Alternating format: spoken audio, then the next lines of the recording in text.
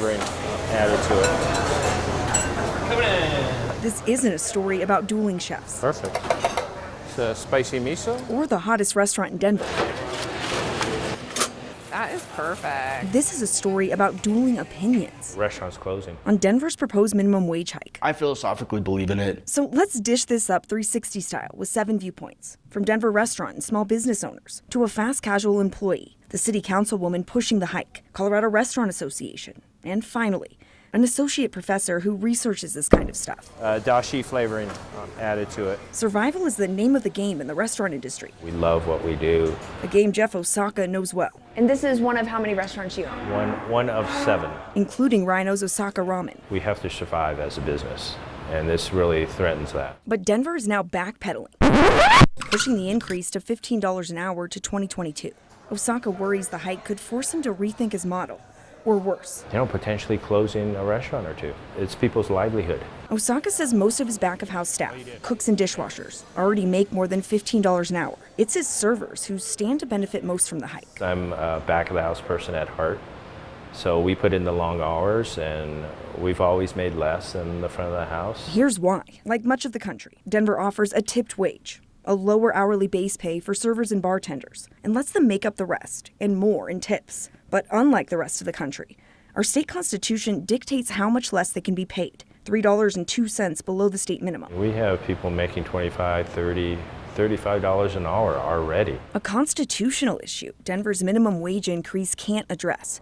It's a hike across the board for all employees. Let's try to place ourselves as the gold standard in our industries. Pete Turner runs Denver's fast casual staple, Illegal Pete's. He made a name for himself when he raised his minimum wage from $9 to $15 an hour. Basically, the ability to work one job and plan for the future. Turner says the most recent increase cost him around $2 million. Biggest challenge is an immediate hit to your expense line. He sees it as an investment and says there's other benefits too. Happy employees treat customers better and they stay longer. Having to rehire and retrain is like $1,500 to $2,500 an employee. Black beans, awesome. For Illegal Pete's employee Caitlin Hudson, I was not able to afford food for myself. I could not pay my rent. the extra money means she can finally support herself and her 2-year-old son. This is the first time in my life that I have seen stability. City Councilwoman Robin Kanish says that's exactly why Denver needs to hike its minimum wage. If we can't help residents catch up and keep up, then the wealth in our city isn't doing what it was supposed to do. She says the proposal is about helping those struggling to live in a growing city where wages aren't keeping up. 74,000 people who live and work in Denver who would get a raise on January 1st. As for the doom and gloom the restaurant industry is serving up, Kanish isn't backing down. This idea that no one can manage to run a business without a larger tip credit. The entire state of California has eliminated the tip credit.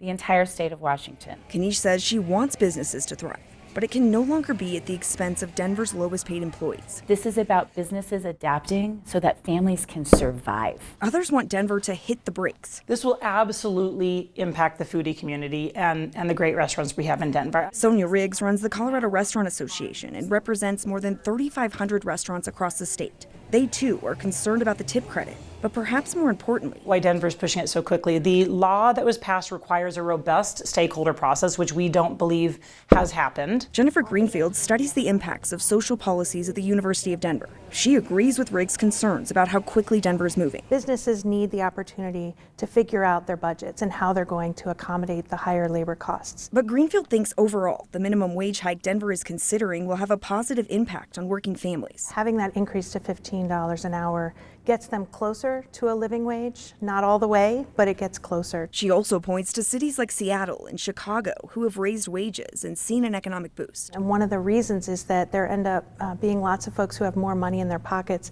to be able to go out to eat, to be able to buy more at the grocery store. But another study from the University of Washington found it hurt the city's low-skilled workers. I struggle to stay above water financially. Erica Ryder owns Hope Tank on South Broadway and takes it a step further. I think you can't shop Amazon all the time and want the minimum wage raised. Council will vote on the hike next month, with the first increase next year, an increase that will give working families a needed boost. But the question that remains is at what cost?